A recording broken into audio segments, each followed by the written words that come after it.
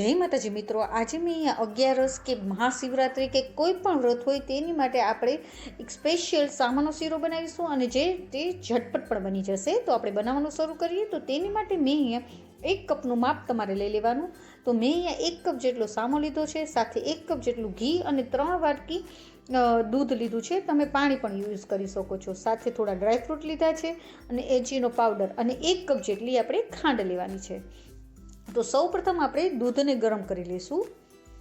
સાથે આપણે અહીંયા કેસરના તાતણા નાખી દઈશું. કેસરના તાતણા ટોટલી ઓપ્શનલ છે. તો આપણે એક ઉભરો આવે તેટલું દૂધને ગરમ કરી નાખવાનું છે.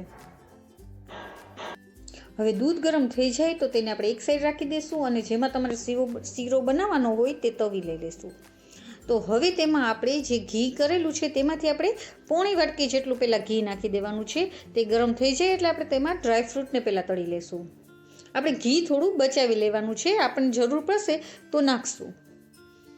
તો ડ્રાયફ્રૂટને આપણે ધીમા તાપે તળી લેવાના છે. છેલ્લે જ્યારે આપણે તળાતા હોય પછી છેલ્લે કિસમિસ પણ નાખી દઈશું અને બધાને સરસ રીતે તળી લેવાના અને પછી તેને આપણે કાઢી લઈશું નિતારીને.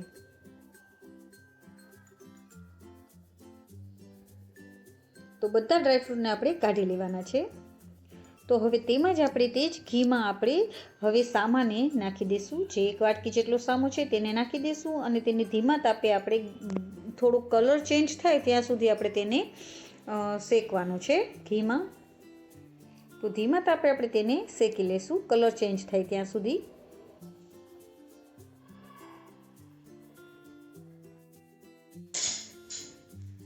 તો આપણો કલર સરસ રીતે ચેન્જ થઈ ગયો છે સામાનો. તો હવે તેમાં આપણે દૂધ નાખી દઈશું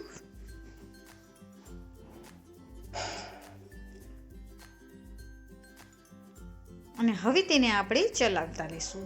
હવે આપણે તેને કન્ટિન્યુઅસલી ચલાવતા રહીશું.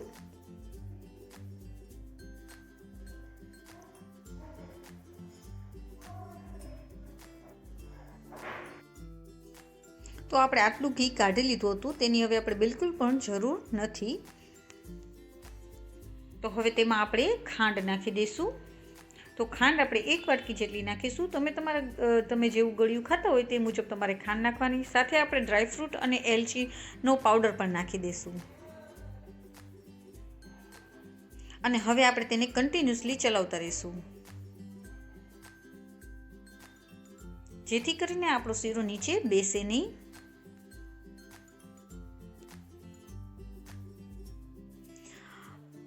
અને હવે આપણે જ્યાં સુધી તવી આપણા શીરાને ચોટતી બંધ થઈ જાય, આપણે તો શીરો તવીમાં ચોટતું બંધ થઈ જાય ત્યાં સુધી આપણે તેને હલાવશું.